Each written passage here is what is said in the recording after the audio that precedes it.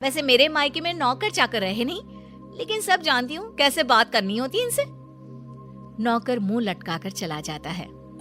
अरे देवरानी जी, कुछ बोलोगी भी कि बस ऐसी ही सबको घूरती रहोगी? लेकिन छोटी देवरानी कुछ नहीं बोलती। अगले रोज, अच्छा तो मैं चली दूसरे बंगले में। यहाँ सब आप लोग आराम से खुशी खुशी रहो अपनी नई बहू के साथ।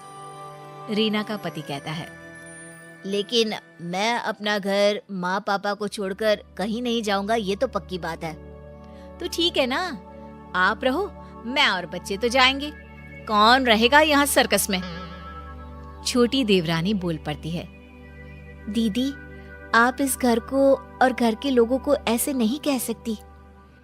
हाँ रीना भाभी, छोटी भाभी सही कह रही हैं। तभी ससुर जी आते हैं। बड़कू बेटा, अपनी बीवी को लेकर जाओ दूसरे बंगले में, हम लोगों के लिए छुटकी बहू है।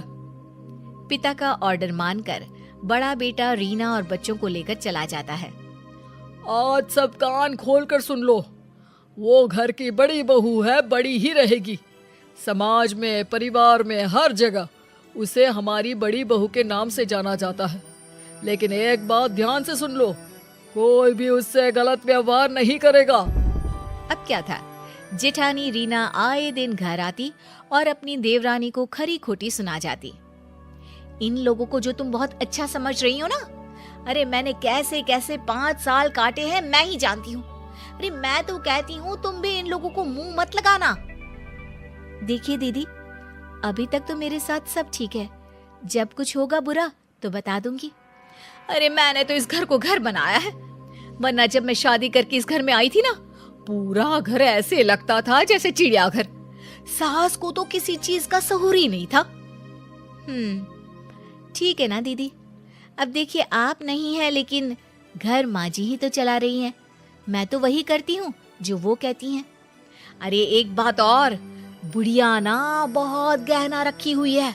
अब मैं तो यहाँ हूँ नहीं, तुम ही देखना कहीं ननद ही सारा गहना ना चंपट कर दे।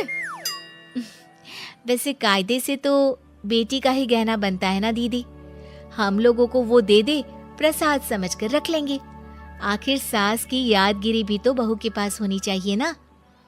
अरे पता नहीं तेरी माँ ने तुझे कोई संस्कार ही नहीं दिए। अरे इन लोगों को जानती नहीं है तू। तभी ससुर वहां आ जाते हैं और छोटी को डांटने लगते हैं। छोटी बहू, मैंने तो तुम्हें अच्छा समझा था, लेकिन तुम भी। नहीं पापा जी, मैं तो सिर्फ दीदी से बात कर रही थी। हाँ, ये क्या कह रही थी पापा जी जानते हैं आप, कि बुढ़िया मर गई तो सारा गहना बेटी को दे जाएगी। मैंने कभी नहीं सोचा था छोटी कि तू भी ऐसी निकलेगी। तभी वहाँ सास और ननद आ जाते हैं। छोटी बहू दोनों को देखकर डर जाती है कि सास कहती है, नहीं नहीं, हम लोगों ने दोनों बहुओं की बात सुनी है। छोटी बहू की हर बात ठीक और संस्कारी थी। बड़ी बहू इस घर की हम लोगों की दिल खोल कर बुराई कर रही थी। जेठानी जैसे भी क्यों ना हो, जरूरी नहीं कि देवरानी भी वैसे ही निकले। हर एक के घर के अपने संस्कार हैं। बड़ी, तूने अलग घर ले लिया है, अब यहाँ का रास्ता भूल ही जा तो अच्छा है। छोटी सास की बात सुनकर